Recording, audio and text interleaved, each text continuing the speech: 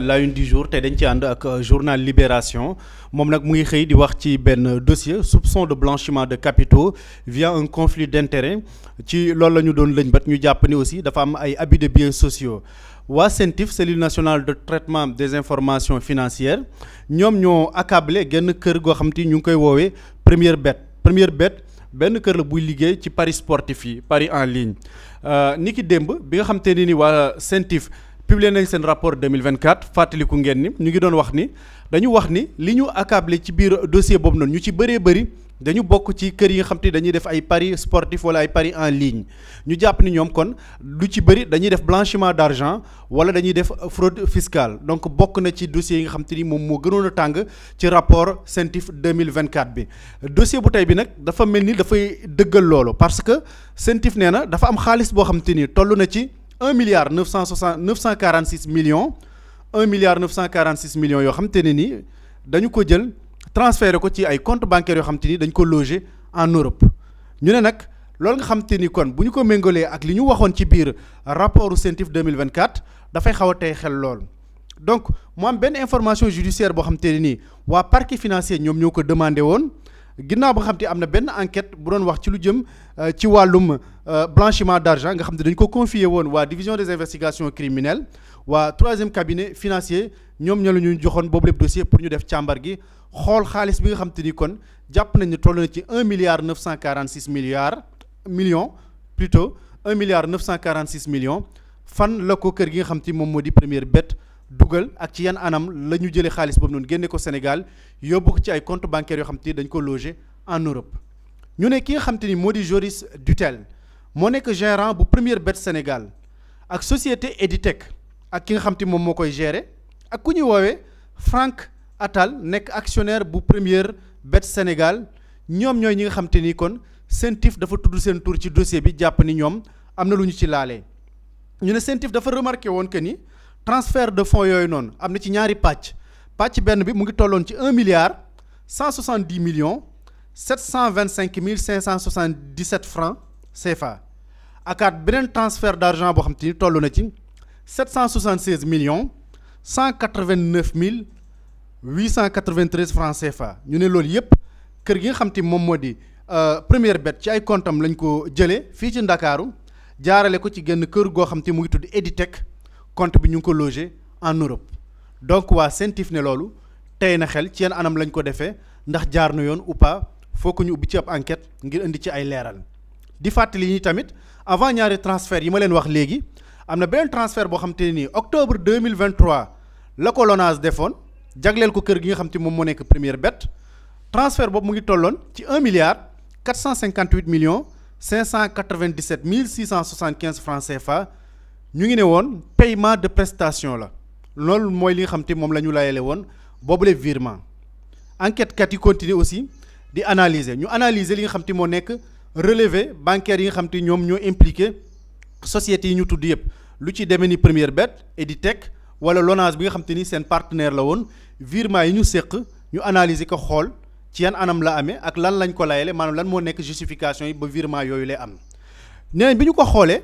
lu bëri ci virement yooyu noonu dañu ne c'est des factures de marketing ay prestations ci wàllu marketing moom moo waral ñu def virement yooyu le enquête kat yi wër ndax am na lu koy justifier naam libellé bi bu ñu defee virement ordre bi dañuy def ni facture marketing mais est-ce que am na ay preuves yu wone ni par exemple ay prestations ci wàllu marketing am na ñu ne gisuñu ay justificatifs yoo xam te ni yu dëgër la yu ñu mën a sukkandiku yu mën a wax ni am na ay prestations sur le domaine marketing boo xam te ni war na mën a tax transfert d'argent yi la daal di am donc loolu gisuñu ko kii di Franck Attal nga xam te ni wax naa leen ko sànq moom bokk na ci actionnaire yu Première Bet moom dañu contrôler société yu bëri yi nga xam te ni séq nañ liggéey ak Première Bet bi ñu xoolee ñu gis ni moom société yu ci bëri moom moo leen di contrôler moom moo nekk ci ginnaaw société yooyu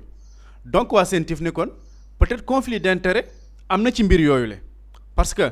xaalis bi nga xam te ni jaar na Editech jóge na Première Bet dugg Editech compte bi ñu ngi ko loger en Europe te xamuñu ci yan anam lañ ko defee ba pare yeneen sociétés yi ñu jokkalanteel yépp ñu ne ki nga xam te moom moo nekk Franck Attal boobu noonu mu ngi ci ginnaaw société yooyu kon peut-être conflit d'intérêt am na bu fekkee marché am na tamit conflit d'intérêt am na parce que moo nekk ci ginnaaw société yooyu ba pare nekk actionnaire Première Bet wala itam ci yan anam la ñu defee transfert d'argent yi ndax li ñu wax ni par exemple ay facture lu jëm ci wàllum prestation marketing loolu dëgg la ou pas muy benn bi mooy sociétés yeneen yi nga xam te ni kon seq nañu ak Première Bet sociétés yooyu yëpp enregistré wuñu fi nga xam te moo di aux impôts fii ci Sénégal amul kenn koo xam te dañ la enregistré aux impôts fii ci Sénégal maanaam doo fi fay impôt fii ci Sénégal naam yaa ngi fi def ay transactions financières loolaat di benn Joris Dutel moom arrêté woon nañ ko le 4 août 2024 pour fraude fiscale di leen fàttali ci dossier boobu noonu bi taxoon ñu arrêté ko woon ko dañu jàppoon ni waa fisc ñoo ko porté woon plainte ñu ni Première Bet dañu ameel fisc lu tolloog 12 milliards de francs CFA 12 milliards de francs CFA yi fi mu jógee mooy dafa am TVA boo xam te ni Première Bet daf ko doon encaissé ba pare du ko reverser état du ko reverser waa fisc loolu bi ñu ko xayma tolluñu ci 12 milliards de francs CFA jamono bi dossier boobu di jóg ci la moom jóg génn Sénégal moom Joris Dutel à l'AIBD aéroport international Blaise Diagne fa lañ ko appréhendé jàpp ko téye ko ba finalement ni ñu ko doon mettre sous contrôle judiciaire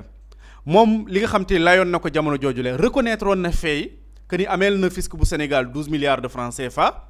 mais nee na dafa amoon benn contrat de prestation boo xam te amoon na ko ak l'ONAS la loterie nationale sénégalaise mu ko doon verser 3% des bénéfices mu yokkoon ci ni naam reconnaître woon na fay ni ameel na fisc bu Sénégal 12 milliards de francs CFA mais il n'était pas en mesure de payer cette dette maanaam amul woon ay koppar yoo xam te ni permettre na ko mu fay xaalis boobule maa ngi leen di wax sànq virement yi nga xam te ni dox na ci diggante kër googule ak yeneen comptes yoo xam ne dañ ko loger à l'étranger loolu moo tax nag parquet financier bi nii kon mbir mi du ñàkk am na lu ñuy woowee blanchiment de capitaux par le biais du conflit d'intérêts abus de biens sociaux et fraude fiscale mais du loolu kese enquêteurs yi bi ñu xoolee dossier bi période bi nga xamante ni ñu ngi def transaction yi xaalis bi di jóge Sénégal di dem Europe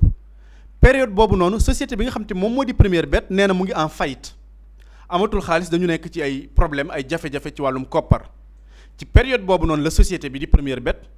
employés yi fa nekkoon yëpp ñu licencier leen dàq leen parce que société bi dafa nekk en faillite am ay jafe-jafe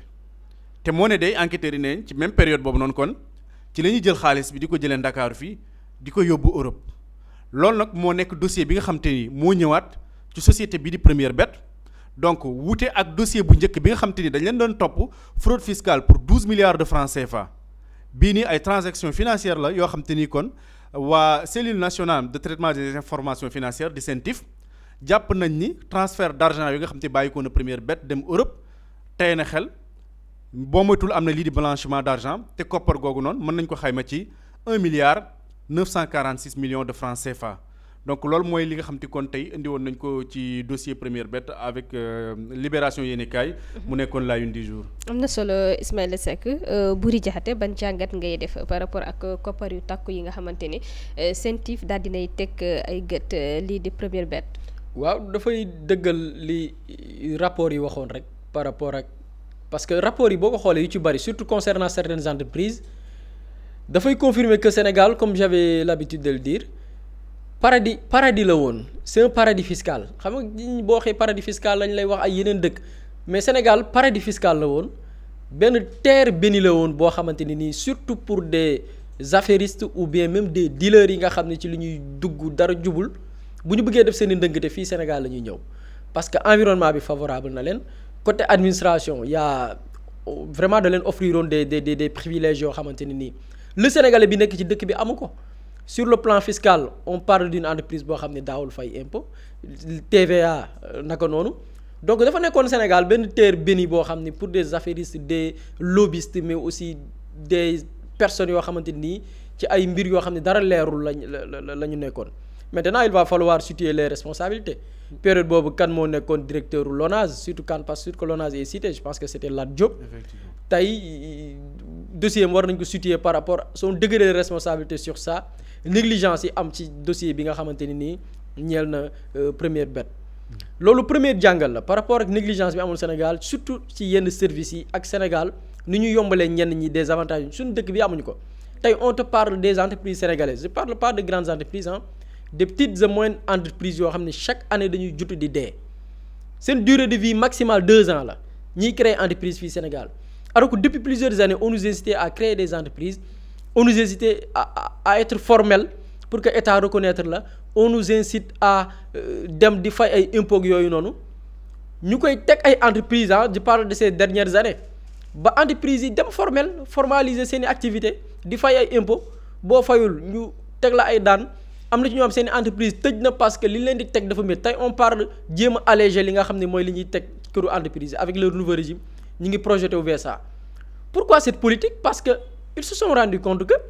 depuis plusieurs années entreprises yi li leen gën a gaaw a rey ñuy dudd di dee muy impôts yu bari leen di teg et la quasi totalité c'est les entreprises sénégalaises parce que les entreprises étrangères ñu ci bari on parle des avantages tey boo xoolee sur les contrats miniers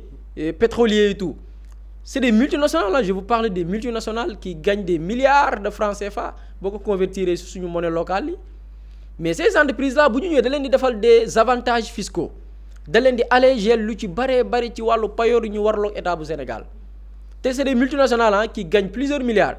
loolu noonu ñu defal entreprise étrangère bi deful yàgg mosuñu koo defal suñuy petites et moyennes entreprises yow kat da ngay soog a door dinañ la alléger yenn yi li ñuy teg entreprise bu mag bi def plusieurs bénéfices duñ la ko teg nan la ko woyofal pour may entreprise mën a am benn durée de vie bi mais malheureusement Sénégal chaque année entreprise dañuy juddu di dee parce que da leen di teg lu métti loo xamante ni duñ ko teg les entreprises étrangères premier bet bii rek exemple la ci et je pense que tey avec réforme yi autorités yu bees yi war a amal et satisfaction bi aussi loolu la tey ñuy tetee le changement ñii dañuy continuer nekk ci dëkk bi di def lu leen neex ñen ñooy nekk les victimes l'État du Sénégal qui va perdre des milliards mais aussi les autres victimes pour revenir ci ñoom muy les parieurs ñiy carte xaalis tey man bu fekkoon ni damay carte xaalis man ma gis ces chiffres là ñu tegal ma ko sur la table man je vois des créateurs ou bien des entrepreneurs qui ont créé des sociétés de paris sportifs c'est des milliardaires yow war nga comprendre que lii c'est un système boo xam ne ñi ci suuf ñooy enrichir ñi ci kaw carte xaalis nii kese la tey kuy carte gis ces gens là milliards yi ñu dajale fii Sénégal gañe ko ci jël lekk xaalisu carte katu xaalis yi nga gis ni ñoom c'est des milliardaires mais kii carte xaalis moom lu mu am ci carte bi day suul bukki suuli bukki jàpp naa tey suba jàpp ma jàpp naa tey suba perte naa gañe naa tey mu neex xaaral ma demaat ñu pertaat la c'est-à-dire que benn